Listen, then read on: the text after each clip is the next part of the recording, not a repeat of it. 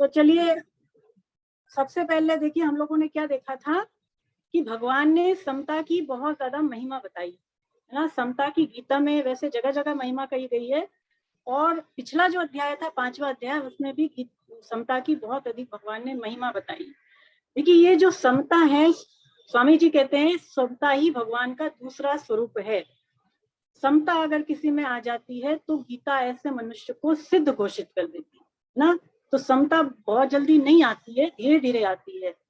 और देखिए ऐसे व्यक्ति, ऐसे संत महात्मा जिन्होंने भगवान का अनुभव कर लिया, परमात्मा तत्व का अनुभव कर लिया, तो उनमें समता स्वतः ही आ जाती है। क्योंकि देखिए भगवान तो समता में रहते हैं हमेशा, है ना। तो अगर उनको परमात्मा का अनुभव हो गया तो इसका मतलब कि परमात्मा में जो समता है वो उनमें भी आ जाती है। तो ऐसे जो जीवन मुक्त पुरुष होते हैं, देखिए फिर वो सब में समदर्शी हो जाते हैं। समदर्शी मतलब एक परमात्मा को ही सब में देखते हैं। जैसे भगवान कहते हैं ना कि गाय में, कुत्ते में, चांडाल में, है ना, इसी तरह और भी लोगों के नाम लिए भगवान ने, तो वो सब में परमात्मा तत्व को देखने वाले होते हैं। हमें जो है समवर्ती नहीं बनना चाहिए, हमें क्या बनना चाहिए, समदर्शी। यानी कि एक सब में भगवान है, ऐसे हमारी भीतर से दृष्टि सबके प्रति होनी चाहिए, है ना। और भगवान ये कहते हैं कि मनुष्य को, देखिए आगे चल के फिर उन्होंने ये बताया कि मनुष्य को जो प्रिय अप्रिय होते हैं, अथवा जो सुख दुख होते हैं, अथवा जो और भी चीजें होती हैं, वो उनमें जो है विचलित ना हो। क्यों? क्योंकि देखिए सुख दुख अथवा जो भी परिस्थितियां हैं, अथवा जो भी जीवन में व्यक्ति हैं, वो मिलते जुलते रहते हैं, मिलते बिछड़ते रहते हैं। तो भगवान कहते हैं कि मनुष्य को इसमें जो है विचलित नहीं होना चाहिए, और वो इसमें यदि रमण नहीं करता है तो ऐसा मनुष्य जो है वो परमात्मा को पा लेता है ना। ये सारे के सारे अनित्य हैं। फिर आगे भगवान ने बताया कि काम और क्रोध, भगवान कहते हैं कि मनुष्य को काम और क्रोध के वशीभूत भी नहीं होना चाहिए, और जीते जी इस पर विजय प्राप्त कर लेनी चाहिए। देखिए काम और क्रोध जो है वो हमारा बड़ा भारी नुकसान करते हैं, है ना। काम मतलब कामना, और क्रोध हम सभी जानते हैं। तो कामना से ही क्रोध पैदा होता है, हमने तीसरे अध्याय में जाना। तो कामना और क्रोध, इस पर हमें काबू पाना चाहिए, कोशिश तो अवश्य करनी चाहिए। और अगर अपने पुरुषार्थ से हम इस पर नहीं विजय प्राप्त कर पा रहे हैं तो स्वामी जी कहते हैं कि भगवान की शरण में चले जाएं, भगवान से सहायता मांगे तो हमारी मदद वो करते हैं। पहली बात तो ये है कि हमें इसको उत्पन्न होने ही नहीं देना चाहिए, और यदि ये उत्पन्न हो भी जाती हैं तो इसके वशीभूत होकर के मनुष्य को कर्म को बिल्कुल भी नहीं करना चाहिए ना। क्योंकि इसके वशीभूत होकर के कर्म करेंगे तो काम अच्छा नहीं होगा, खराब ही होगा। और उसके बाद भगवान ने सांख्य योगी की बातें बताई। सांख्य योगी कैसा होता है, देखिए वो परमात्मा में ही सुख वाला, भगवान कहते हैं परमात्मा में ही रमण करने वाला वो होता है। ऐसा जो व्यक्ति होता है उसका अपने ऊपर वश होता है, जैसे कि मन, इंद्रियां और उसका जो शरीर होता है वो उसके वश में होते हैं। और क्या बताया सांख्य योगी के बारे में भगवान ने, कि ऐसा मनुष्य जो है वो सारे दोषों पर काबू पा लेता है, यानी वो दोष रहित होता है, संशय उसमें नहीं होते। और आगे भगवान कहते हैं कि वो जो है सबके हित में रत होता है ना, सारे लोगों का वो भला चाहता है। पेज नंबर बताएं साधक कोई भी, कि हमारा जो 5वां अध्याय है, सॉरी पेज नंबर अभी नहीं बता पाएंगे आपको क्योंकि हम लोग रिवीजन कर रहे हैं ना। छठा अध्याय जो है, छठा अध्याय कौन से पेज पे है वो आप देख लें। छठा अध्याय 107 पेज नंबर से शुरू होता है ना। किसी साधक ने प्रश्न किया पेज नंबर के बारे में, तो 107 नंबर आप खोल लें। तो देखिए फिर हम लोगों ने ये जाना कि जो तत्व सांख्य योगी और कर्म योगी को प्राप्त होता है, वही तत्व यदि हम ध्यान करते हैं तो ध्यान योग से भी हमें उसी तत्व की प्राप्ति हो जाती है। तो यानी ध्यान योग जो है वो अपने आप में एक स्वतंत्र साधन है ना। ध्यान योग, ध्यान करना कोई छोटी मोटी चीज नहीं है। ध्यान करने वाला भी उसी परमात्मा को प्राप्त होता है जो कि कर्मयोगी को प्राप्त होता है, या भक्ति योग को प्राप्त होता है। ऐसा व्यक्ति परमात्मा को प्राप्त होता है। और ध्यान करने की भगवान ने विधि भी बताई, प्राणायाम वगैरह भगवान ने बताया आगे के श्लोकों में। और उसके बाद भगवान लास्ट में ये कहते हैं कि जो मनुष्य मुझे ही संपूर्ण यज्ञों का, तपों का भोक्ता जानता है, सबका सुयद जानता है, और सबका स्वार्थ रहित दयालु प्रेमी जानता है, ऐसा जो भक्त है वो परम शांति को प्राप्त होता है। तो हमने इसका भाव क्या समझा? हमने समझा कि भगवान ही सब अच्छे कर्मों के भोक्ता हैं। हम जो भी शुभ कर्म करते हैं वो किसके लिए करने चाहिए?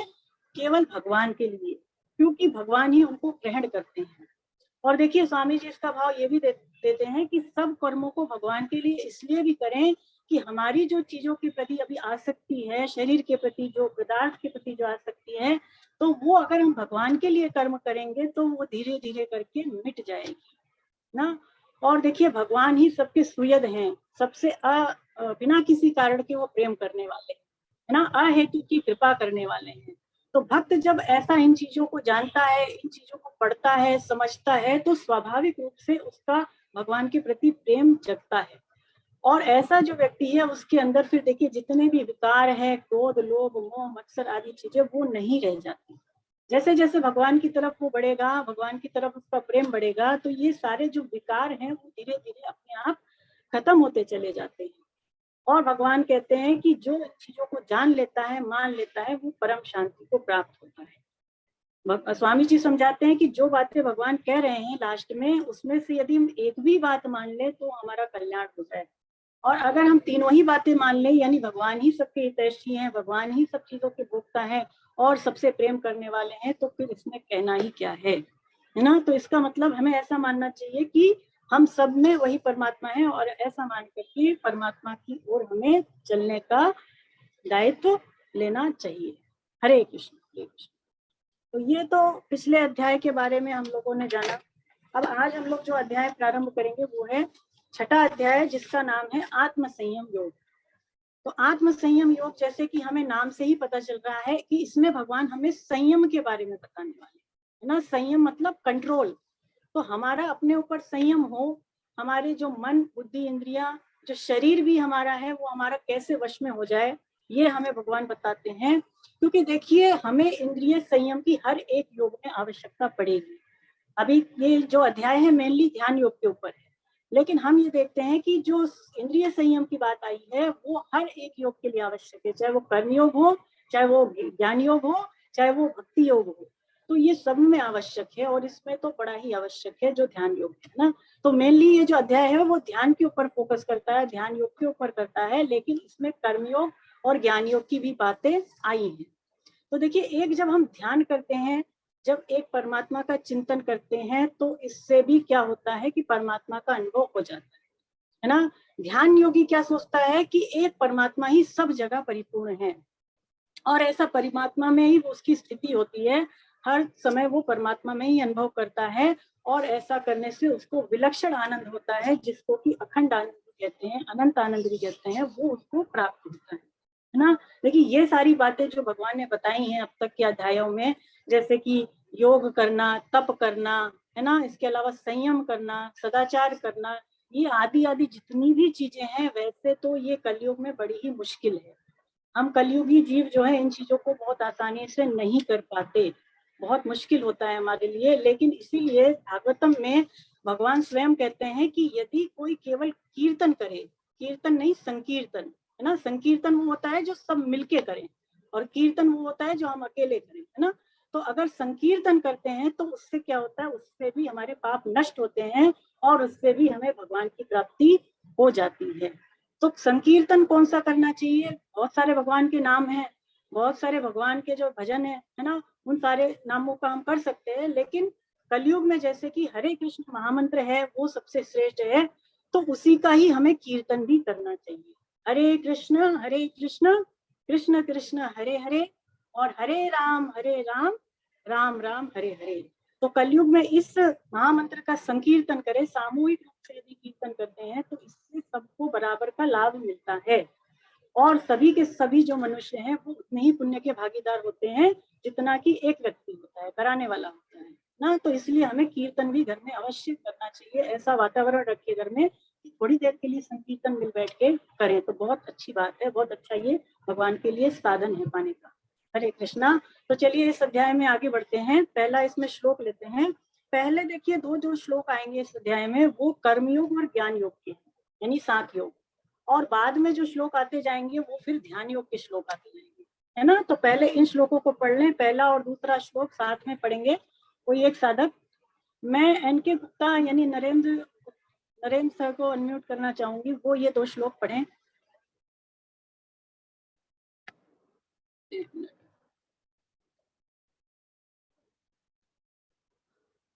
हाँ सर, अपने आप को अनम्यूट करिए। हरे कृष्णा। हरे कृष्णा, पढ़े सर।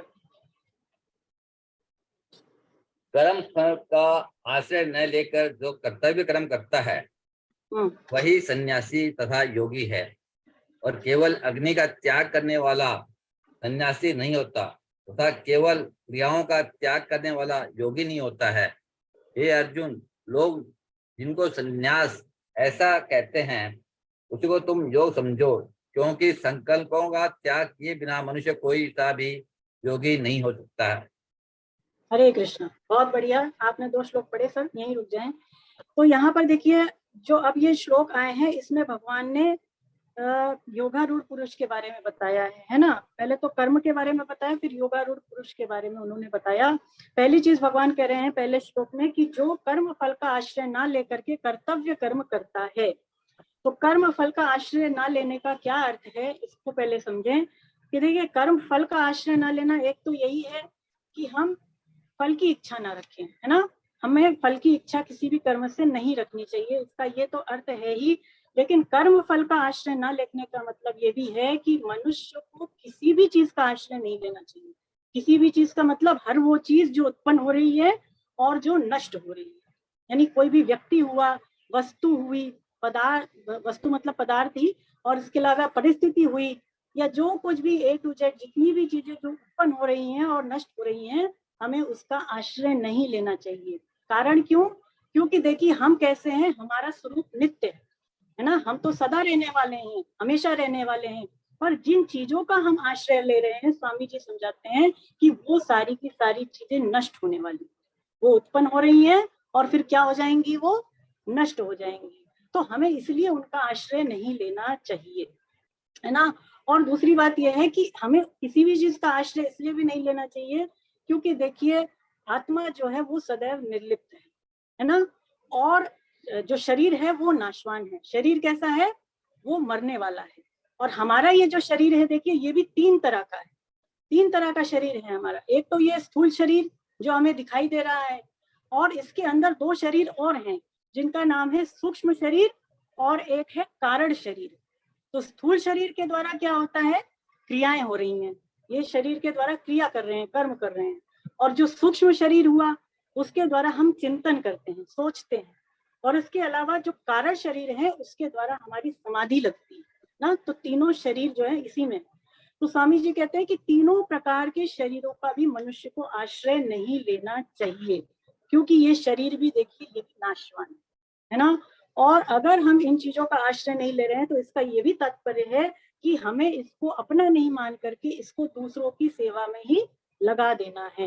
कर्म फल का आश्रय नहीं लेने का मतलब ये भी है कि शरीर को अपना नहीं मान करके इसको दूसरों की सेवा में ही हमें लगा देना चाहिए। भगवान कह रहे हैं कि कर्म फल का आश्रय ना लेकर के जो शास्त्र विहित कर्तव्य कर्म करता है, वही त्यागी है, वही योगी है। केवल अग्नि का त्याग करने वाला जो है सन्यासी नहीं होता, और केवल क्रियाओं का त्याग करने वाला योगी नहीं होता। तो देखिए, जो सन्यासी होते हैं वो अग्नि का त्याग करते हैं, मतलब कि आग में पकी हुई चीजों को वो नहीं खाते हैं ना, उस चीजों को छोड़ देते हैं।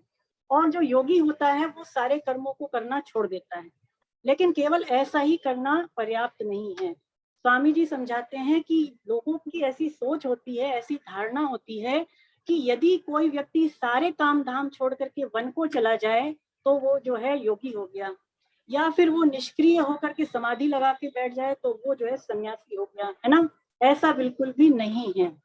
स्वामी जी कहते हैं कि जब तक मनुष्य उत्पत्तिशील विनाशशील वस्तुओं का अपने साथ संबंध मानता है, इनका आश्रय लेता है, तब तक मनुष्य योगी नहीं हो सकता। यदि हम मन के द्वारा भी इनका चिंतन कर रहे हैं, मन से भी इनसे संबंध माने हुए हैं, तो भगवान कहते हैं कि मनुष्य जो है फिर योगी नहीं हो सकता। देखिए, ये जो संसार है इसमें 3 चीजें हैं, 3 चीजों का ही ये स्वरूप है। क्या क्या चीजें हैं? एक तो व्यक्ति, एक वस्तु और एक क्रिया। संसार में 3 चीजें कौन सी है? व्यक्ति, वस्तु और क्रिया। तो व्यक्तियों का तो देखिए मिलना जुलना होता है, मिलना बिछड़ना, जिसको कि संयोग वियोग कहा है ना, व्यक्तियों का संयोग वियोग होता है। और पदार्थ जो है स्वामी जी कहते हैं वो उत्पन्न और नष्ट होते हैं, और क्रियाएं क्या होती हैं, उनका आरंभ और अंत होता है। तो जिसने इन तीनों चीजों का ही आश्रय नहीं लिया और जिसने इनके साथ मन से भी संबंध नहीं जोड़ा, केवल वही योगी और वो सन्यासी हो सकता है। भगवान जैसा कह रहे हैं, केवल अग्नि का त्याग करने वाला जो है सन्यासी नहीं होगा, और केवल क्रियाओं को छोड़ने वाला योगी नहीं हो सकता। देखिए, चींटी से लेकर ब्रह्म पर्यंत, यानी जितने भी लोग हैं उनमें जो ब्रह्म लोक है, ये बात 8वें अध्याय में आएगी, तो ब्रह्म लोक सबसे ऊंचा माना गया है। सबसे ऊंचा स्वर्ग लोक, पाताल लोक और भी जितने लोग हैं, सबसे ऊंचा ब्रह्म लोक है। तो चींटी से लेकर के ब्रह्म लोक तक के जितने लोग हैं वो कर्मों का फल ही है। यानी जो चींटी को योनि प्राप्त हो रही है वो भी उसके कर्म का फल है, और जो ब्रह्मलोक तक जा रहा है मनुष्य, वो भी कर्मों के फल स्वरूप ही जा रहा है। तो इसका मतलब जितने भी सारे लोग हैं, जितनी भी योनियां हैं, वो कर्म फल का ही जो है योग है। तो मनुष्य को कर्म फल का आश्रय नहीं लेना चाहिए, तभी क्या होगा कि वो भगवत धाम को जा सकेगा और वो परमात्मा तत्व को प्राप्त कर सकेगा, है ना। तो इसका ये मतलब है। अब यहाँ पर भगवान कह रहे हैं दूसरे श्लोक में कि जिसको सन्यास कहते हैं उसको तुम योग समझो, क्योंकि संकल्पों का त्याग किए बिना मनुष्य कोई सा भी योगी नहीं हो सकता। तो यहाँ पर भगवान संकल्प की बात करते हैं। तो देखिए होता क्या है, हमारे मन में स्फूर्णाएं उठती हैं। स्फूर्णाएं आप समझते हैं? स्फूर्णाओं का मतलब है कि अच्छी बुरी यादें, पुरानी बातें, तो ये सबके मन में उठती हैं ना, इनको स्फूर्णाएं बोलते हैं। तो स्फूर्णाएं तो कुछ अच्छी होती हैं और कुछ स्फूर्णाएं जो होती हैं वो बुरी होती हैं। कभी अच्छे विचार आते हैं, कभी बुरे विचार आते हैं, है ना। तो इस तरह से स्फूर्णाएं अच्छी और बुरी दोनों तरह की होती हैं। अब जो स्फूर्णाएं हमें अच्छी लगती हैं तो उनसे फिर हमारा मन अटैच हो जाता है ना, तो उनसे फिर मन चिपक जाता है, स्वामी जी कहते हैं। और जिन स्फूर्णाओं के साथ मन चिपक जाता है फिर वो संकल्प का रूप ले लेती हैं, और स्फूर्णाएं अच्छी नहीं लगती तो क्या होता है, फिर वो विकल्प का रूप ले लेती हैं। लेकिन जब स्फूर्णाएं अच्छी लगती हैं तो संकल्प का रूप ले लेती हैं। और भगवान यहाँ पर कह रहे हैं कि मनुष्य को संकल्प का त्याग कर देना चाहिए, है ना। ऐसा इसलिए उन्होंने कहा है कि यही संकल्प आगे चल करके देखिए फिर कामना में कन्वर्ट हो जाते हैं, और कामना हमने देखा गीता की में कि वो समस्त पापों की जड़ है। तो इसीलिए मनुष्य को संकल्प का ही त्याग कर देना चाहिए। स्वामी जी समझाते हैं कि भगवान के साथ जो हमारा नित्य संबंध है उसी का नाम योग है। उसका नाम क्या है? योग। एक तो योग का अर्थ हमने जाना कि समता, गीता में एक अर्थ आया समता, और एक जो योग का अर्थ आया वो है जुड़ना, यानी भगवान के साथ हमारा योग हो जाना, यानी भगवान से जुड़ाव हो जाना, है ना। तो भगवान के साथ हमारा जो संबंध है उसी का नाम योग है। परंतु जब तक हम उत्पत्तिशील विनाशशील वस्तु क्रिया आदि चीजों का सहारा लेंगे, इनको हम अपने लिए जरूरी मानेंगे, संबंध जोड़ेंगे, तो फिर देखिए हम योगी नहीं हो सकते। फिर स्वामी जी कहते हैं हम भोगी ही होंगे। फिर हम क्या हो जाएंगे? हम भोगी कहलाएंगे, हम योगी नहीं कहला सकते। भगवान यहाँ पर कह रहे हैं कि कोई सा भी योगी नहीं हो सकता। कोई सा योगी भी मतलब ना कर्म योगी हो सकता है, ना ज्ञान योगी हो सकता है, ना ध्यान योगी हो सकता है, या भक्ति योगी। कोई सा भी ऐसा मनुष्य जो है योगी नहीं हो सकता अगर उसने संकल्प का त्याग नहीं किया है। स्वामी जी समझाते हैं कि प्राकृत वस्तुओं में जो हमें अपनापन दिखता है, यानी मिली हुई वस्तुओं में जो हमें आसक्ति है, राग है, तो उसको इस भाव से मिटाना है कि ऐसा माने कि ये जो चीजें मुझे मिली हुई है इनको दूसरों की सेवा में लगाने की जिम्मेदारी भगवान ने हमें दे रखी है। ऐसा जब मानेंगे तो क्या होगा कि कर्मों का जो प्रवाह है, कर्मों का जो वेग है, वो तो संसार की तरफ हो जाएगा, और जो योग है वो हमारा फिर अपने लिए रह जाएगा। यानी योग तो भगवान से हो जाएगा फिर, लेकिन कर्म जो है वो होंगे तो सही, लेकिन वो संसार की दिशा में होते चले जाएंगे, और ऐसे करके हम फिर मुक्त हो जाएंगे ना। हरे कृष्णा। तो अब मैं तीसरा श्लोक पढ़ने के लिए आभा मैडम को अनम्यूट करना चाहूंगी। आभा मैडम अपने आप को अनम्यूट करें। आभा स्वरूप जी, अगर वो ग्रुप में है हरे तो। कृष्णा। हरे कृष्णा। हरे कृष्णा मैडम, हरे कृष्णा। आप पढ़िए तीसरा श्लोक। हाँ जी जी। तीसरा। हरे कृष्णा। जो योग समता में आरूढ़ होना चाहता है ऐसे मननशील योगी के लिए कर्तव्य कर्म करना कारण कहा गया है और उसी योगारूढ़ मनुष्य का शम मतलब शांति परमात्म प्राप्ति में कारण कहा गया है। बस यहीं पे रुक जाए मैडम, हम तीसरा पहले समझते हैं फिर चौथा समझेंगे, है ना? जी, हरे कृष्ण। बहुत अच्छा। हरे तो यहाँ कृष्णा। पर देखिए भगवान कह रहे हैं कि जो समता में आरूढ़ होना चाहता है उसके लिए कर्तव्य कर्म करना आवश्यक है, क्योंकि योगारूढ़ मनुष्य शांति यानी परमात्मा प्राप्ति में कारण कहा गया है। योगारूढ़ का क्या मतलब है?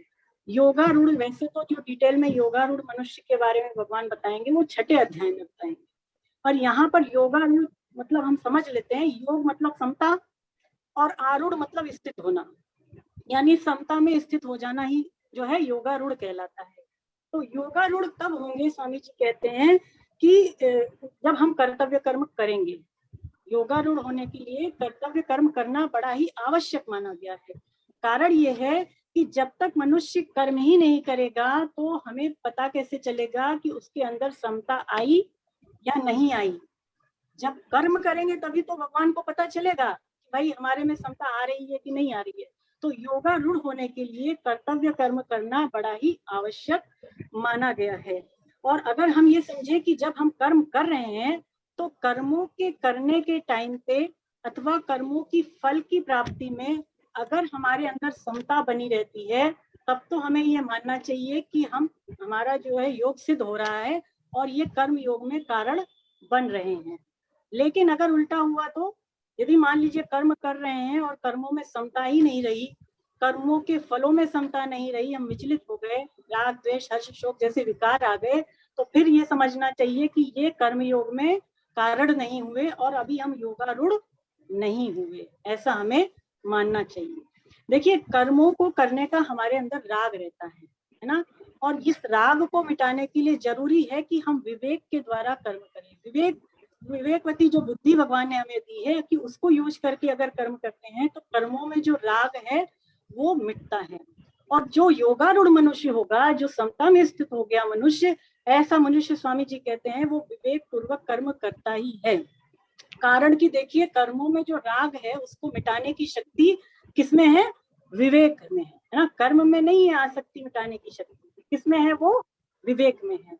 तो योगारूढ़ जो मनुष्य होता है वो विवेक पूर्वक कर्म करता है, और विवेक पूर्वक कर्म मनुष्य तभी कर पाएगा, स्वामी जी कहते हैं, कि जब वो कामना की पूर्ति में तो परतंत्रता का अनुभव करेगा। यानी कि मान लीजिए किसी की कोई कामना पूरी हो जाए तो वो उसमें खुश ना हो, ये सोचे कि अब तो मैं बंध गया। कामना की पूर्ति में वो परतंत्रता का अनुभव करे, और कामना की अपूर्ति में, कामना जब पूरी ना हो तो उसमें वो अभाव का अनुभव करे। काम दोनों बातों में अंतर है। तो स्वामी जी कहते हैं कि परतंत्रता और अभाव कोई भी मनुष्य नहीं चाहता। कोई चाहता है कि परतंत्र हो जाए या हमें अभाव हो किसी चीज का? ऐसा कोई भी मनुष्य नहीं चाहता, लेकिन उसके अंदर क्योंकि कामना रहती है इस कारण से ये दोनों उससे नहीं छूटते। ना तो वो परतंत्र होना छोड़ पाता है और ना ही किसी चीज का अभाव उससे दूर हो पाता है। देखिए कर्म योग में जो है मनुष्य को दूसरों के हित के लिए कर्म करना होता है, ये बात तो ठीक है, लेकिन भगवान की प्राप्ति कर्मों से हो जाएगी ऐसा बिल्कुल भी नहीं है। क्योंकि भगवान क्या है, जैसे पहले मैंने बताया, भगवान चेतन है और कर्म क्या है? जड़ है। तो कर्मों से परमात्मा की प्राप्ति नहीं होगी, कर्मों से संबंध विच्छेद करने से परमात्मा की प्राप्ति होगी, है ना। यानी कर्मों को करने का जो भाव है उससे परमात्मा की प्राप्ति होगी। और देखिए जब हम लोग कर्मयोग का पालन करते जाते हैं तो क्या होता है, हमारे अंदर एक प्रकार की शांति आती है ना, शांति आती है हमें। और स्वामी जी कहते हैं कि इसी शांति को ही यदि हमने सिद्धि मान लिया तो फिर हम आगे नहीं बढ़ पाएंगे, फिर समझिए कि हम वहीं पर अटक गए ना। शांति को ही यदि अपना लक्ष्य मान लिया तो क्या होगा, फिर परमात्मा प्राप्ति नहीं होगी ना। जैसे एक छोटा बच्चा होता है तो पहले देखिए उसका इंटरेस्ट किसमें होता है? खेल कूद में होता है कि नहीं? और जैसे जैसे वो बच्चा बड़ा होता है फिर उसका इंटरेस्ट खेल कूद से हट करके रुपए पैसे में हो जाता है। तो ऐसे ही स्वामी जी कहते हैं कि जैसे हमारे अंदर शांति आए, मान लीजिए कर्मयोग के पालन से, और शांति से भी यदि हम उपरत हो जाएं, शांति को यदि अपना लक्ष्य ना माने, तो फिर होगा क्या कि धीरे धीरे वो शांति से उपरत होंगे तो वो रुचि मिट जाएगी और फिर परमात्मा तत्व का अनुभव हमें हो जाएगा, है ना। तो जब तक परमात्मा तत्व का अनुभव नहीं होता हमें अपने साधन में लगे रहना है। देखिए जिसको भगवान ने यहाँ पर शम शांति कहा है इस श्लोक में, उसी को भगवान ने दूसरे अध्याय के 64वें श्लोक में, आप याद करिए, उसी को भगवान ने प्रसाद के रूप में कहा, यानी अंतःकरण की प्रसन्नता के रूप में उन्होंने कहा। और इसी शांति को भगवान आगे चल करके 6ठे अध्याय के 25वें श्लोक में कहेंगे निर्वाण परमा शांति, निर्वाण परमा शांति के रूप में भगवान कहेंगे। और भगवान आगे बताते हैं कि त्याग से भी हमारे अंदर शांति आ जाती है, और यदि त्याग में भी उस जो शांति हमारे अंदर त्याग से आ रही है और अगर उसमें हम रमण नहीं करते हैं तो फिर अक्षय आनंद और अनंत आनंद की हमें प्राप्ति हो जाती है ना। तो बहुत बड़ी चीज है ये, लेकिन इसको अपना लक्ष्य नहीं माने। चलिए आगे बढ़े। अब चौथा श्लोक पढ़े। हेलो, हाँ पढ़े? जी, पढ़िए। कारण की खोला है नहीं? हाँ पढ़िए। हरे कृष्ण। कारण की जिस समय न इंद्रियों के भोगों में तथा न कर्मों में ही आसक्त होता है, उस समय वह संपूर्ण संकल्पों का त्यागी मनुष्य योगारूढ़ हो जाता है। हरे कृष्णा, बहुत सुंदर, बहुत अच्छा श्लोक और बहुत महत्वपूर्ण श्लोक है। योगारूढ़ होने की भगवान ने इसमें पहचान बताई है ना। योगारूढ़ होने की भगवान इस श्लोक में पहचान बता रहे हैं। तो 3 पहचान भगवान बताते हैं श्लोक में। देखिए पहली चीज क्या कह रहे हैं भगवान, कि इंद्रियों की भोगों में आसक्ति ना होना। दूसरी बात भगवान कह रहे हैं कि कर्मों में आसक्ति का ना होना। तीसरी बात जो भगवान कह रहे हैं कि संकल्पों का त्यागी होना। तो ये 3 बातें होती हैं जो मनुष्य योगारूढ़ हो जाता है। तो पहली चीज जैसे भगवान कह रहे हैं कि पदार्थ भोगों में आसक्ति ना होना। भोगों में आसक्ति ना होने का मतलब ये है कि किसी भी पदार्थ में आसक्ति ना हो। पदार्थ का मतलब सब कुछ आ गया, व्यक्ति भी आ गए उसमें और वस्तु भी आ गई, है ना, तो इनमें ना हो। दूसरी जो भगवान बात कह रहे हैं कि कर्मों में आसक्ति ना हो, ये हम सभी समझते हैं। तीसरी भगवान कह रहे हैं संकल्पों का त्यागी होना। संकल्पों का त्यागी होना मतलब कि हमारे अंदर भीतर से भी ऐसा आग्रह नहीं होना चाहिए कि हमारा ये काम हो अथवा ये काम नहीं हो, ऐसा हो अथवा ऐसा ना हो। जिसका भीतर से भी ऐसा कोई आग्रह नहीं है, ऐसा ही मनुष्य संकल्प का त्यागी माना गया है। तो जो पहली चीज है स्वामी जी समझाते हैं कि इंद्रिय भोगों में आसक्त हैं, तो इसको मिटाने का साधन ये है कि हम इंद्रिय सुख ना लें। इंद्रियां अभी हमारे भोगों की तरफ खिंचती हैं, आकर्षित होती हैं सबकी। तो इसको कैसे दूर करें, कैसे कम करें, इसका स्वामी जी उपाय ये बता रहे हैं कि इंद्रिय सुख ना लें, है ना। अभी होता ये है कि हमें यदि कोई मनचाहा व्यक्ति मिल गया या कोई मनचाही चीज मिल गई तो हम बहुत ज्यादा सुखी हो जाते हैं, बहुत ज्यादा खुश हो जाते हैं। और यदि कोई हमारे को जो पसंद नहीं है वो हमारे सामने आ जाए, या जो वस्तु हमको पसंद नहीं है वो हमारे सामने आ जाए, तो क्या होगा, हम बहुत ज्यादा दुखी हो जाएंगे। तो स्वामी जी कहते हैं जब तक ऐसा हो रहा है तब तक इंद्रियों की भोगों के प्रति आसक्ति बढ़ती है। तो इसीलिए मतलब ये है, अभी करना हमको ये है कि पहली बात तो ये है, स्वामी जी कहते हैं कि हमें अपने मनचाही चीज हो जाए ऐसी बात ही नहीं रखनी है। मतलब ऐसा बिल्कुल भी नहीं सोचना है कि मुझे ये मनचाही चीज मिल जाए या ये मनचाहा व्यक्ति मिल जाए, ऐसे मन में नहीं होना चाहिए। और अगर बिना इच्छा के ही ये सब चीजें प्राप्त हो रही हैं आपको, तो आपको उसमें राजी नहीं होना। राजी होंगे तो फंस जाएंगे, है ना। पहली बात तो इच्छा ही नहीं करें, और बिना इच्छा के यदि प्राप्त हो जाए तो इसमें राजी ना हो जाए, है ना। तो इससे क्या होगा, फिर इंद्रियों की आसक्ति मिटती है। निष्कर्ष ये निकलता है कि अनुकूलता की तो इच्छा नहीं करनी है, और अनुकूल व्यक्ति या वस्तु हमें मिल जाए तो उसमें राजी नहीं होना है। ऐसा करने वाला व्यक्ति ही जो है वो इंद्रियों के वो जो है योगारूढ़ माना जाता है। अब दूसरी बात यहाँ पर भगवान कह रहे हैं कि कर्मों में भी आसक्ति ना होना। तो देखिए हमारे अंदर कर्मों को करने का भी एक राग रहता है ना। कर्मों को करने की एक खुशी रहती है, एक बहुत ज्यादा जज्बा रहता है। तो यही स्वामी जी कहते हैं कर्मों को करने का जो राग है वो हमारे अंदर नहीं होना चाहिए। कर्म हमें करने तो चाहिए, और कैसे करने चाहिए, बिल्कुल सावधान होकर के, तत्परता पूर्वक करना चाहिए, लेकिन कर्मों से सदैव निर्लिप्त रहे ना। कर्म हो तो भी ठीक है, कर्म नहीं हो तो भी ठीक है, और उसका जो फल मिले वो भी ठीक है ना। तो कर्मों को करते हुए सदैव निर्लिप्त रहे। देखिए कर्मों का जो फल मिलता है वो परिस्थितियों के रूप में मिलता है। परिस्थितियां 2 ही तरह की होती हैं, कौन कौन सी, एक अच्छी और एक बुरी, है ना। तो ऐसा माने कि ये दोनों ही परिस्थितियां जो है ये आने जाने वाली है। ये ना अच्छी परिस्थिति टिकती है और ना ही बुरी परिस्थिति दिखती है। तो कारण ये है कि ये सारी परिस्थितियां अनित्य हैं, तो ऐसा जान करके जो है हम इसको महत्व ना दें। अब हमारा कर्मों में आसक्ति है कि नहीं, ये हमें पता कैसे चलेगा? तो स्वामी जी यही बात समझाते हैं कि यदि कर्मों के करने के समय अथवा कर्मों के पूर्ति अपूर्ति में और उसकी फल की प्राप्ति अप्राप्ति में हमारे अंदर समता बनी हुई है, तो ये समझना चाहिए कि कर्मों में हमारी आसक्ति नहीं है। और इसके विपरीत यदि कर्मों को करते समय कर्मों की पूर्ति अपूर्ति में और उसके फल में यदि हमारी समता नहीं है, तो ये समझना चाहिए कि कर्मों में आसक्ति अभी बनी हुई है ना। तो ये दोनों जो है पहचान है। स्वामी जी समझाते हैं आगे कि कर्मों में जो राग होता है, क्रियाओं में जो प्रियता होती है, वो फल की इच्छा को लेकर के होती है। हम कर्म करते क्यों है? क्योंकि हमारी दृष्टि फल पर रहती है कि हम ये कर्म करेंगे तो हमें इसका ये फल मिलेगा, यही तो होता है। और फल जो होता है वो होता है इंद्रिय भोग। फल किस रूप में मिलता है? भोगों के रूप में ही मिलता है। तो फल जो उसका मिला कर्म का वो है इंद्रिय भोग। तो पहली चीज अगर हो गई कि यदि इंद्रियों की भोगों की तरफ आसक्ति मिट गई, तो मनुष्य की कर्मों में भी जो आसक्ति है वो स्वतः ही मिट जाएगी ना। तो दोनों काम हो गए एक साथ। तो इसका मतलब कर्म करना चाहिए, लेकिन अपने आप को कर्ता मान करके या कामना रख करके हमें कर्म बिल्कुल भी नहीं करने चाहिए।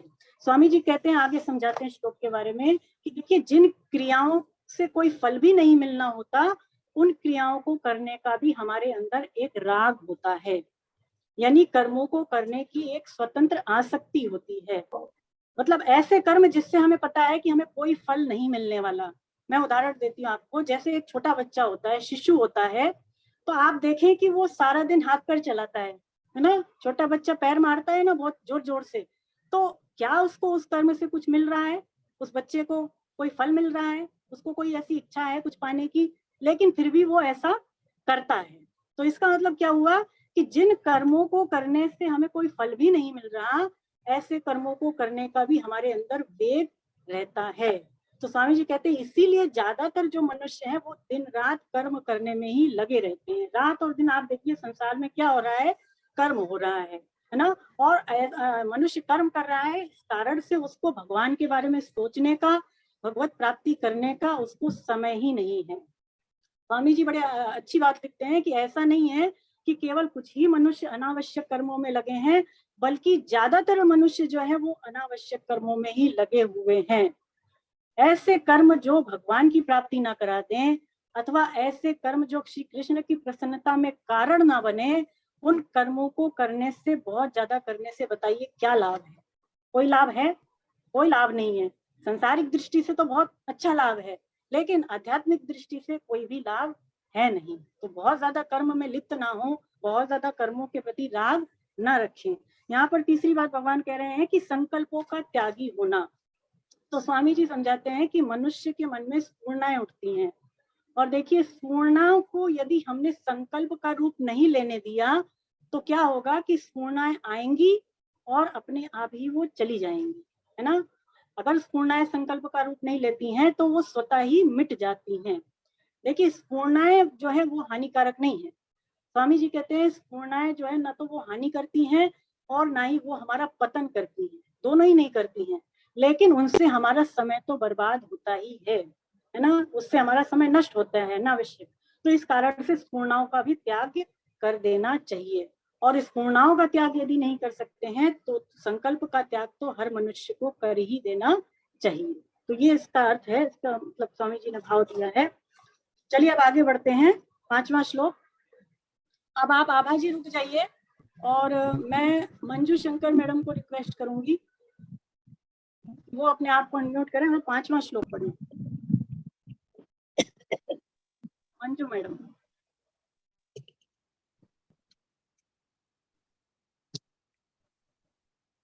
उद्धरेत आत्मानं आत्मानं न आत्मानं अवसादेत आत्मैव हे आत्मनो बंधुरात्मैव विपुरात्मनः। अपने द्वारा अपना उद्धार करें, अपना पतन ना करें। हरे कृष्णा मैम। हरे कृष्णा हरे कृष्णा। अपने द्वारा करें, अपना पतन ना करें, क्योंकि आप ही अपने मित्र हैं, आप ही अपने शत्रु। आप ही अपना शत्रु, बिल्कुल, हरे कृष्णा। हरे तो देखिए ये भी बड़ा अच्छा श्लोक है, बड़ा महत्वपूर्ण श्लोक है इस अध्याय का, है ना। तो इसमें भगवान हमें आत्म उद्धार करने की प्रेरणा देते हैं और आगे चल करके भगवान इन श्लोकों में, आगे के श्लोकों में भगवत प्राप्त पुरुषों के लक्षण बताएंगे, है ना। तो पहले वो आत्म उद्धार की प्रेरणा दे रहे हैं, यहाँ पर भगवान कह रहे हैं अपने द्वारा अपना उद्धार करें।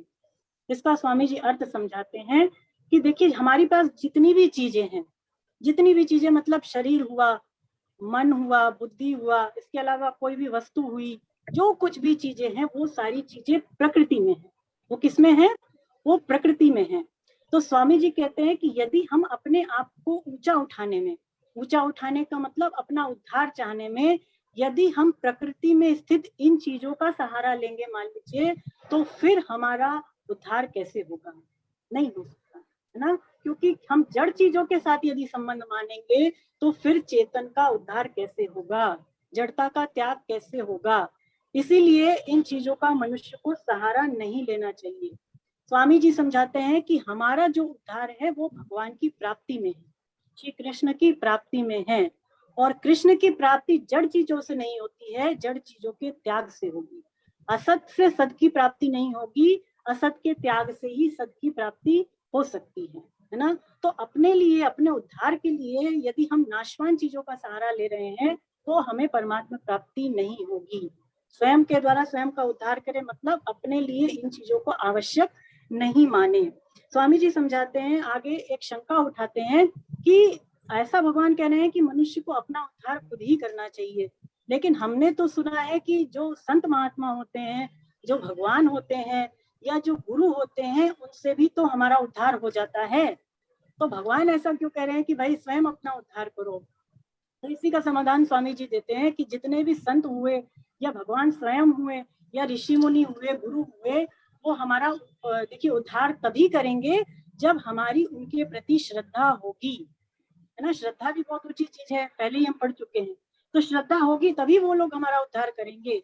और देखिए श्रद्धा तो हमें खुद ही करनी पड़ेगी, कारण कि कोई भी यदि देवता या कोई भी संत या कोई भी गुरु हमारे अंदर अपने प्रति श्रद्धा पैदा करा सकते और हमारा उद्धार कर सकते, तो फिर तो हमारा उद्धार बहुत पहले ही हो गया होता।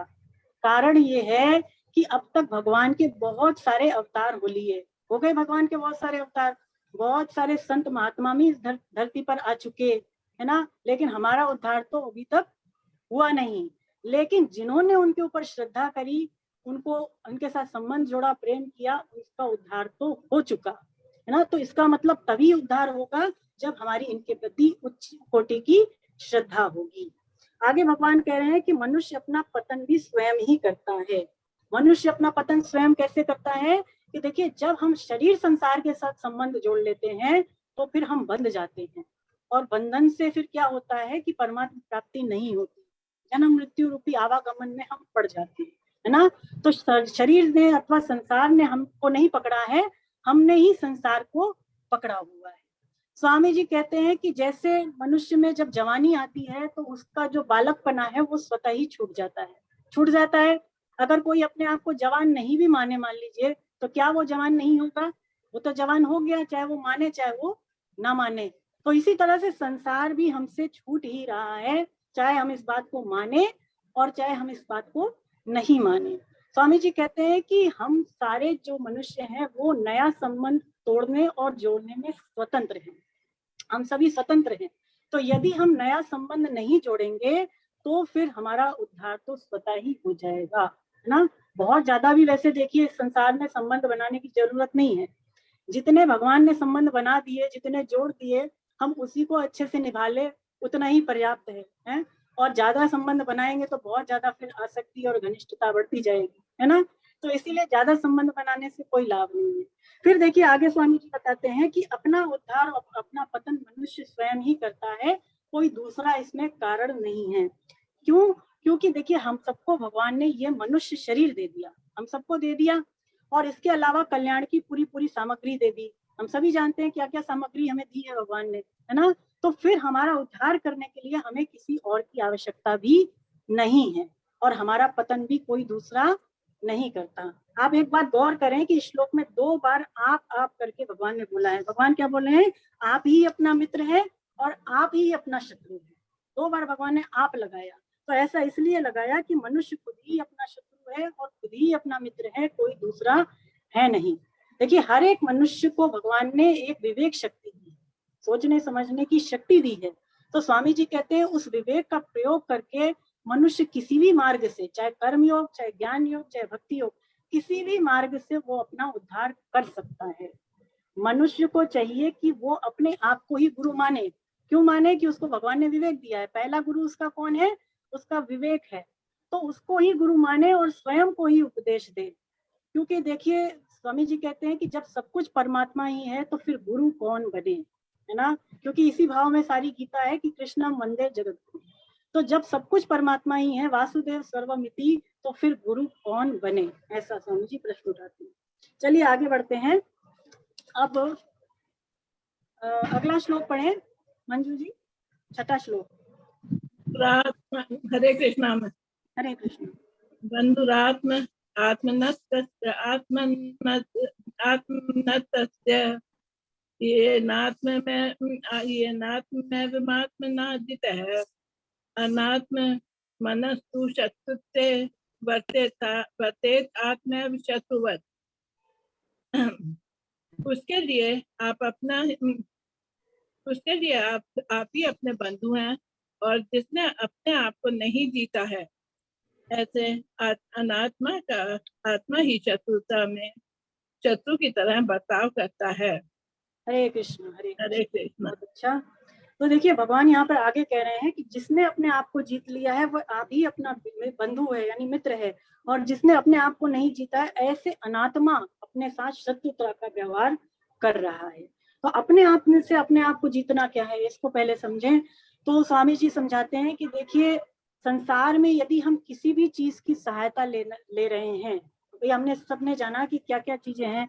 तो यदि किसी भी चीज की हम यदि सहायता ले रहे हैं तो ये अपने आप को पराजित करना है, ये अपने आप को पराजित करना है।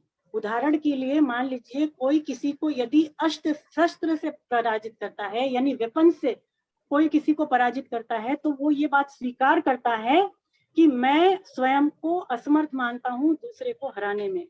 अपने आप को वो कमजोर मान रहा है और अस्त्र शस्त्र को वो मजबूत मान रहा है, तभी तो वो अस्त्र शस्त्र की सहायता ले रहा है दूसरे को जो है पराजित करने में। तो यानी वो अस्त्र शस्त्र से पहले स्वयं पराजित हुआ और बाद में उसने दूसरे को पराजित किया।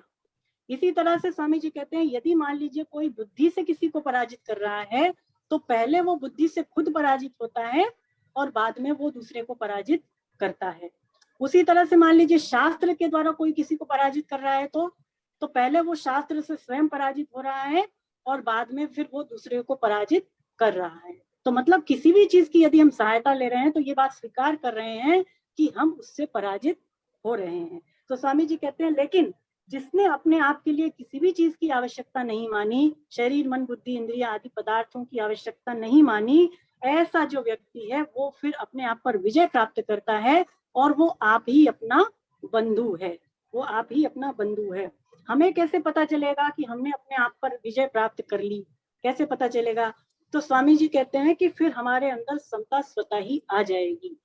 देखिए क्योंकि जो ब्रह्म है, जो परमात्मा है वो सम है ना, ब्रह्म निर्दोष और सम है। तो ब्रह्म की जो समता है वो हमारे अंतःकरण पर भी आ जाती है। तो फिर पता चल जाता है कि हम जो है स्वयं पर विजयी हो गए, जितात्मा हो गए, है ना। अब यहाँ पर भगवान कह रहे हैं कि अनात्मा का व्यवहार करना, अनात्मा का व्यवहार करना यही है कि जिसने अपने लिए औरों को आवश्यक माना।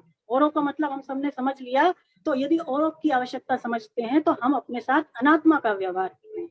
भगवान कह रहे हैं कि ऐसा अनात्मा जो है वो शत्रुता में शत्रु की तरह व्यवहार करता है। स्वामी जी इसका भाव ये देखते हैं, देखिए मनुष्य ऐसा सोचता है ये कि हम जब इस संसार से जाएं तो भी हमारा नाम पैसा रुपया आदि बना रहे। हर कोई ऐसा ज्यादातर संसार में सोचता ही है। तो स्वामी जी कहते हैं ये जो हमें शरीर मिला है केवल भगवान की प्राप्ति के लिए मिला हुआ है, लेकिन इस बात को भूल करके, इस उद्देश्य को भूल करके लोग ये सोचते हैं कि हमारा नाम, हमारा पैसा और हमारा रूप रंग इस संसार में सदा बना रहे। तो यही हमारे साथ हम शत्रुता का सबसे बड़ा व्यवहार कर रहे हैं। क्योंकि देखिए शत्रु उतना हमारा नुकसान नहीं करता जितना हम अपना नुकसान करते हैं शरीर को मैं और मेरा मान करके। देखिए जो शत्रु है वो तो ज्यादा से ज्यादा बाहरी तौर पर हमारा नुकसान करेगा। शत्रु क्या करेगा, हमारा धन ले जाएगा, है ना, हमारे गहने ले जाएगा, और ज्यादा से ज्यादा क्या हुआ, हमारे शरीर को नष्ट कर देगा। यही तो कर सकता है, इससे ज्यादा तो शत्रु कुछ कर भी नहीं सकता। शरीर से ज्यादा नष्ट और वो क्या करेगा। तो स्वामी जी कहते हैं कि शरीर तो वैसे ही नाशवान है, तो शत्रु ने उसका नाश कर दिया तो कौन सा बड़ा भारी अहित हो गया। नाशवान के नाश से तो मनुष्य को लाभ ही है। तो शरीर के नाश से उतना ज्यादा हमारा नुकसान नहीं है जितना कि हम स्वयं अपना नुकसान करते हैं अपने भीतर के भावों को बिगाड़ करके। देखिए जब हम अपने भावों को बिगाड़ते हैं भीतर से तो उससे हमारा अंतःकरण अशुद्ध होता है, हमारा स्वभाव बिगड़ता है, और जब स्वभाव अशुद्ध हो जाता है तो मनुष्य का जन्म जन्मांतर तक वो पतन ही कराता है। इसीलिए जो स्वभाव है वो ना बिगड़ने पाए, इस तरफ हमारी जो है दृष्टि होनी चाहिए, क्योंकि हम अपना स्वयं ज्यादा नुकसान करते हैं। कैसे, यदि हम अपने स्वभाव को बिगाड़ते हैं। स्वभाव बिगड़ता कैसे है, जब आसक्ति होती है ना, जब भगवान कहते हैं कि हम सहारा लेते हैं नाशवान चीजों का, तो उसी से फिर हमारे अंदर समता नहीं रह जाती और सारे के सारे विकार भी आ जाते हैं। तो मनुष्य स्वयं अपना अहित करता है, जो दूसरा कोई हमारा उतना ज्यादा हित कर नहीं सकता। चलिए अब आगे बढ़े। मंजू जी अब आप रुक जाएं और मैं उमा जी को, उमा पारिक जी को,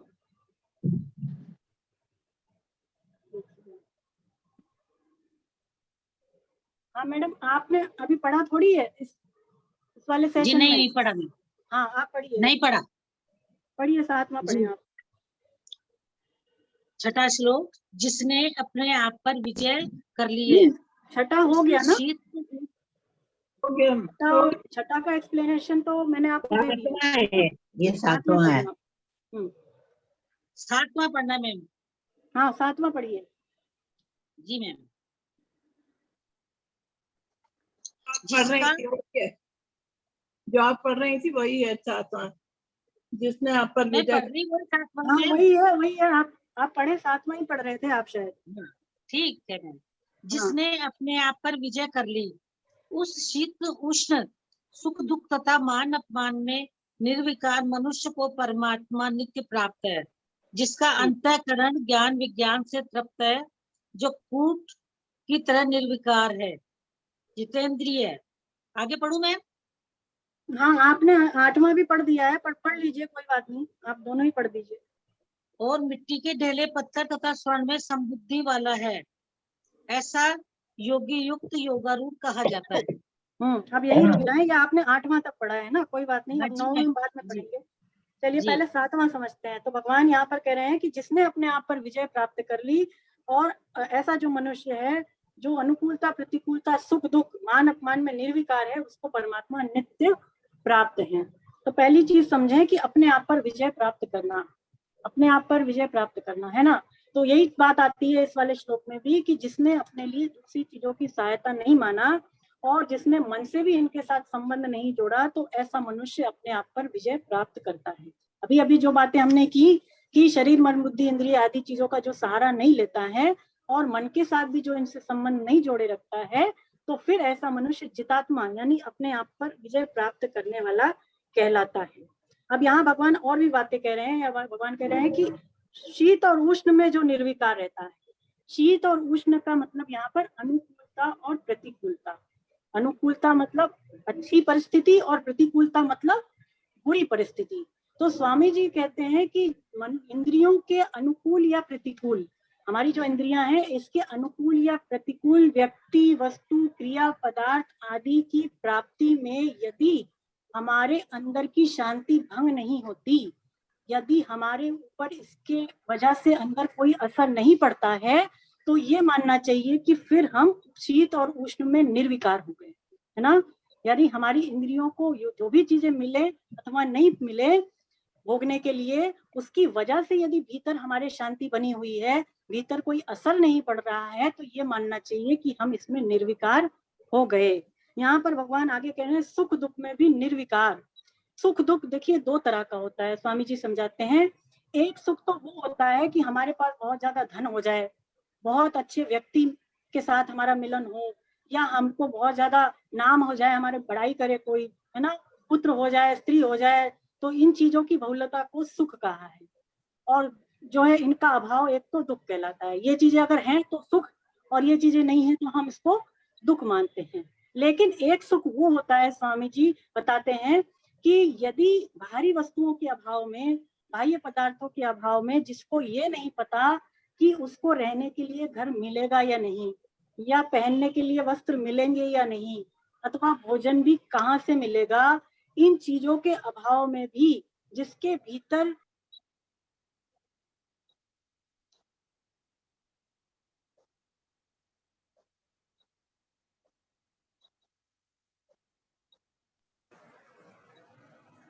हरे कृष्णा, कॉल आ गया था, इस वजह से मीटिंग डिस्टर्ब हो गई है ना, किसी का कॉल आ रहा था। तो क्लास के दौरान कोई भी साधक फोन ना करें।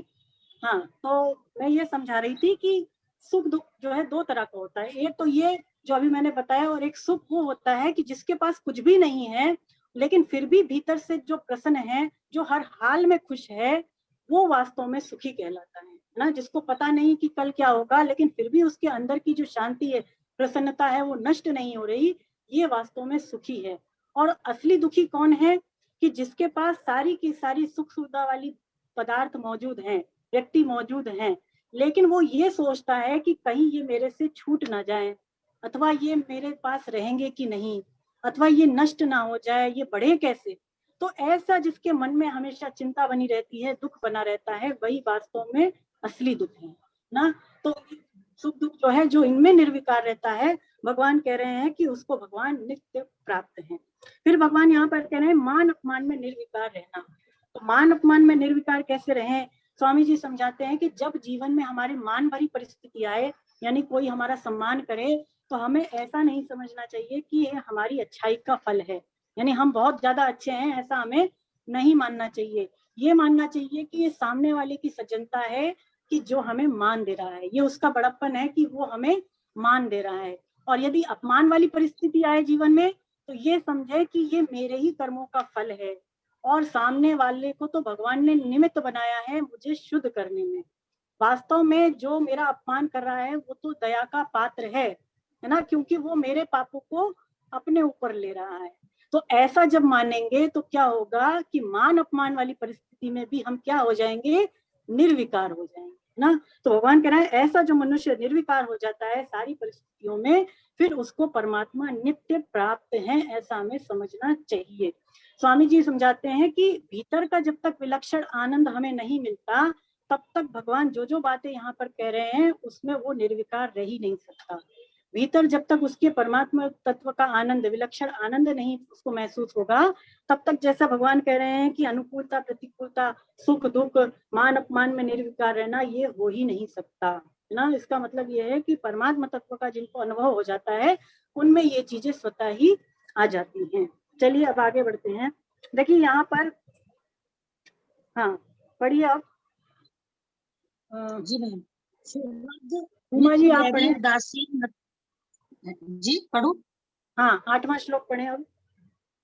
सुहृद मित्र बैरी उदासीन मध्यस्थ देश और संबंधियों में तथा अच्छा साधु 8वां, आचरण करने। हरे कृष्णा, आपने 8वां पढ़ दिया था है ना?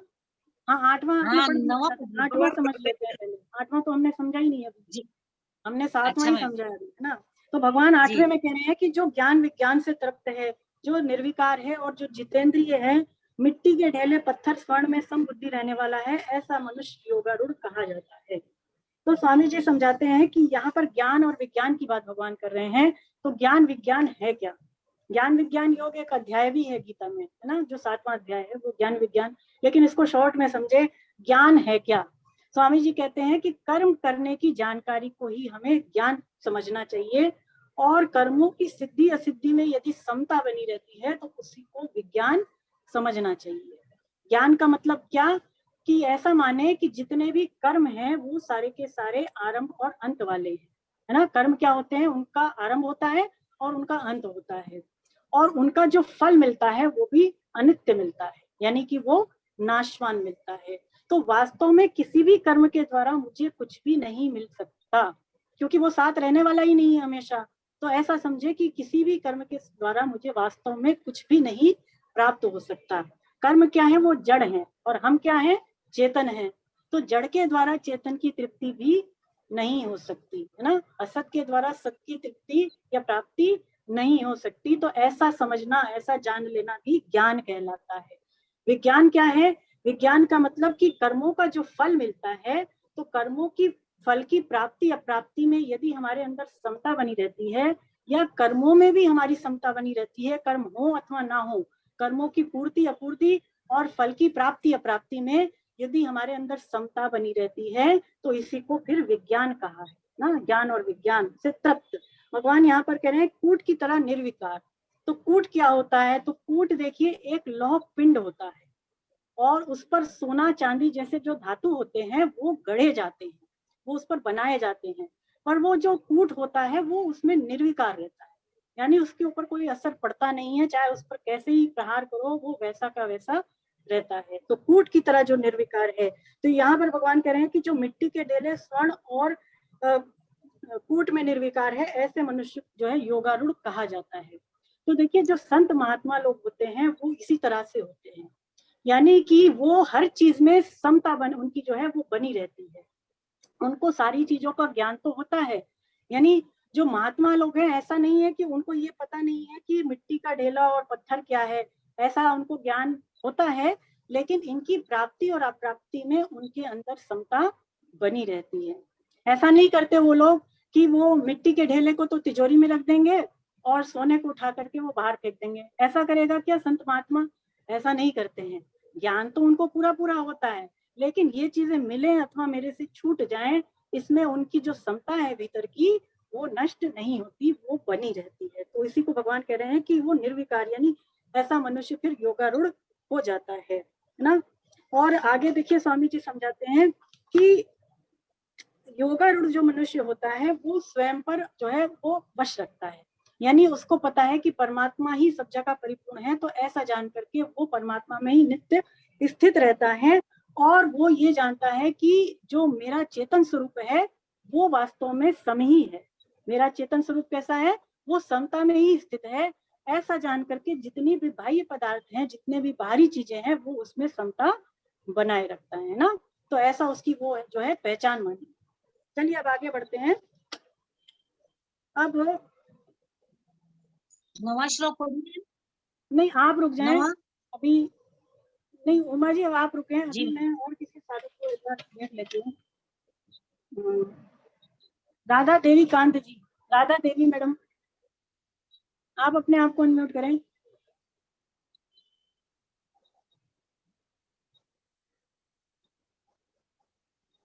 राधा देवी जी। हरे कृष्णा। हाँ हरे कृष्णा मैडम, हरे कृष्णा। हरे कृष्णा। नवा श्लोक, हाँ नवा श्लोक पढ़िए।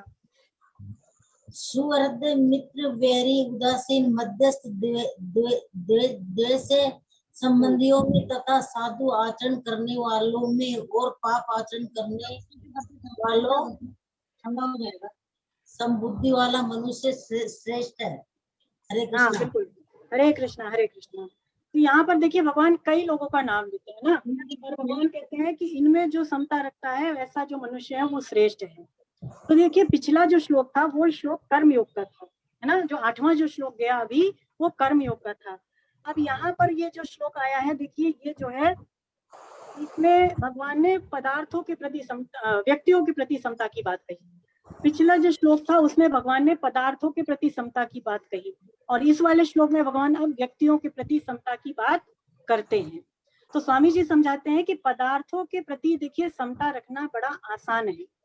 पदार्थों के प्रति समता रखना क्यों आसान है? क्योंकि पदार्थ में क्रियाएं नहीं होती, पदार्थों में क्रियाएं नहीं होती, लेकिन व्यक्ति जो होते हैं वो क्रिया प्रतिक्रिया देते हैं। तो फिर व्यक्तियों में समता बनाए रखना जो है वो कहीं ज्यादा कठिन है ना। तो यहाँ पर जिन जिन लोगों का भगवान नाम लेते हैं, पहला नाम लेते हैं सुयद। तो सुयद वो होता है जो बिना किसी कारण के सबका हित करे। जैसे माँ होती है ना, तो वो माँ जो होती है वो अपने बच्चे का बिना किसी कारण के भला चाहती है। कोई माँ अपने बच्चे का बुरा चाहती है? बताएं, नहीं चाहती। तो बिना किसी कारण के माँ जो है अपने बच्चे का भला चाहती है, लेकिन माँ जो है भला चाहती है ममता करके, है ना।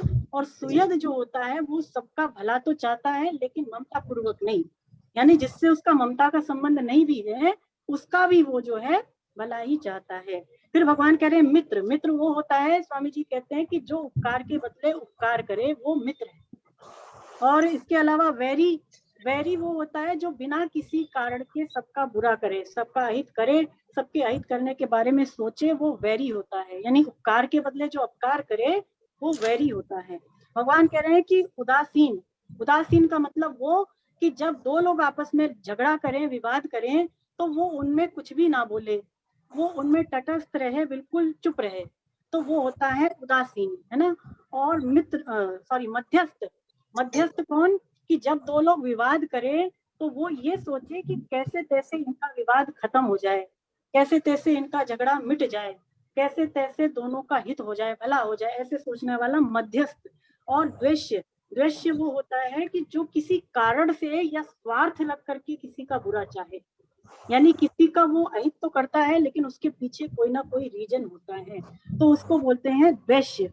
और यहाँ पर भगवान कह रहे हैं कि साधु आचरण और पाप आचरण करने वालों में भी जो समबुद्धि है, यानी ऐसा व्यक्ति जो सारे प्रकार के मनुष्यों में, सारे प्रकार के मनुष्य जो आचरण कर रहे हैं उनमें भी जो समबुद्धि वाला मनुष्य है वो श्रेष्ठ है, श्रेष्ठ है। स्वामी जी कहते हैं कि संसार में अलग अलग नाम, रूप, गुण, भाव आदि चीजों को लेकर के व्यक्तियों में विषमता का व्यवहार करना दोषी नहीं है, है ना। व्यवहार में विषमता करना दोषी नहीं है, लेकिन भीतर से भाव में हमारे परिवर्तन नहीं होना चाहिए। क्यों नहीं होना चाहिए? क्योंकि सब में एक परमात्मा मौजूद है ना। अलग अलग नाम वाले, रूप वाले, गुण वाले व्यक्तियों में भी वही परमात्मा है जो कि हमारे अंदर है, ऐसा हमें मानना चाहिए। स्वामी जी समझाते हैं कि दूसरों के आचरण पर दृष्टि रखने से जिस दृष्टि से हमारा कल्याण होता है वो दृष्टि बंद हो जाती है। यानी कि दूसरा कैसा काम कर रहा है, दूसरा क्या गलत कर रहा है, दूसरा सही कर रहा है या नहीं, यदि हम इस चीज को देखते हैं तो फिर हमारा कल्याण नहीं हो पाता, हमारे कल्याण जो है, कल्याण की दृष्टि जो है वो बंद हो जाती है। स्वामी जी कहते हैं क्यों ऐसा, क्यों? क्योंकि देखिए आचरण जो है वो बदलते रहते हैं और स्वयं नित्य रहता है। मतलब क्या कि देखिए आज कोई अच्छा है तो कोई वो बुरा भी हो सकता है, और जो व्यक्ति कल बुरा था वो आज अच्छा भी हो सकता है, होता है ना ऐसा। तो इसका मतलब यही है कि आचरण दो व्यक्तियों का बदलता रहता है, लेकिन आत्मा जो उसका स्वरूप है वो तो सदैव वैसा का वैसा ही रहता है, सब टाइम पे वो एक ही रहता है। तो इसी कारण से हमें दूसरों के आचरण पर दृष्टि नहीं रखनी चाहिए, उसके भीतर जो परमात्मा है उसको हमें देखना चाहिए।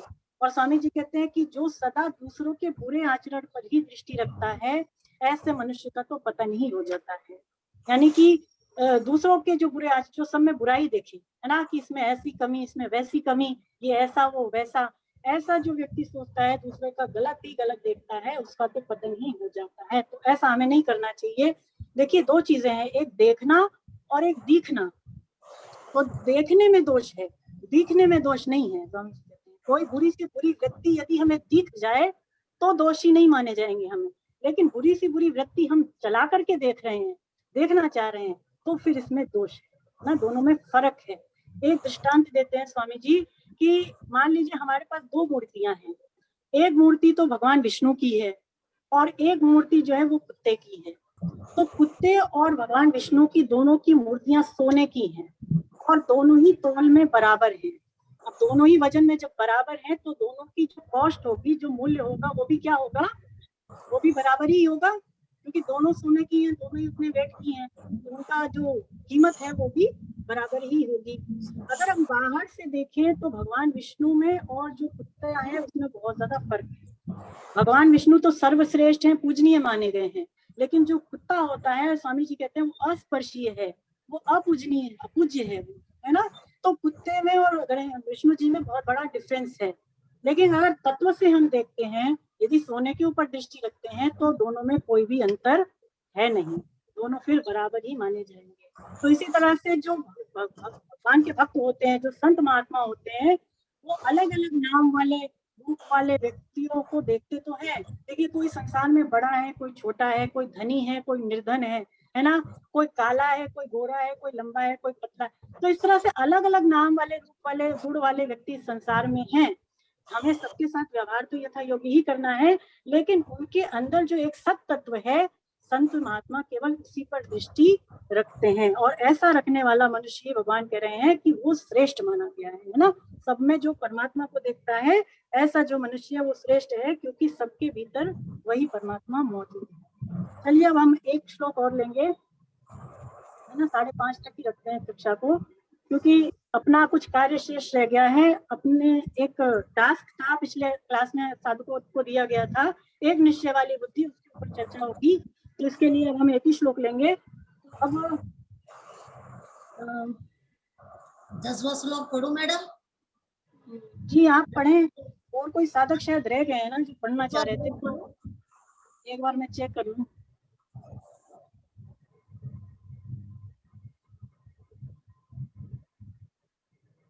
हाँ कोई बात नहीं, मुझे नहीं समझ में आ रहा, तो आप पढ़ें, आप ही पढ़ें।